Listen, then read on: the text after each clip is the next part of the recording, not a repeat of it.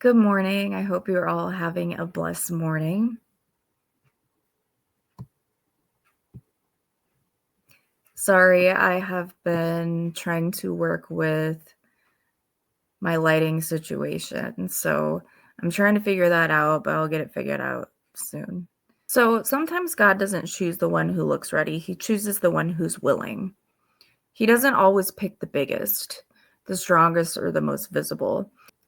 He chooses the one whose heart is in rhythm with His will. And that's kind of the story of David. And David was young, he was overlooked, he was completely forgotten, and yet that was God's choice. And everyone was completely parading in front of the prophet. And David was out with the sheep and he was, doing his job and he was happy and he was kind of, the outcast. And when others can't see your worth, God sees you.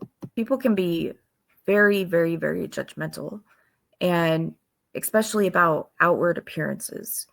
And the way that they look on the outward, both male and female, God does not judge like that. He does not judge and look at people the same way. The Spirit does not do that to us. And He does not look at our stature. When the prophet Samuel came to Jesse's house to anoint the next king, all of his sons were tall, they were confident, and he said, "Surely the Lord's anointed stands before me."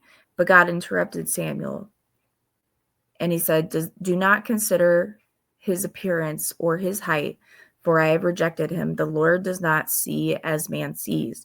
Man looks on outward appearance, but the Lord looks on the heart." And that's Samuel 16:7. David was the smallest, but what he lacked in size, he made up for in spirit. The world measures worth by appearance, but God measures worth by the heart. And David wasn't trying to be noticed, but he was trying to be faithful by the little things. Because your chosen size doesn't matter, your spirit does. It wasn't the stone that killed Goliath. It was the faith behind the stone. And don't let anybody tell you that you're too small, you're too young, or you're too late. God didn't choose David because he was perfect. God chose him because he was pursuing a heart after God's own heart. And even when he failed, he repented. Even when he stumbled, he got back up. And that's what makes you chosen. I pray this word bless you. And I pray that you all have a blessed day.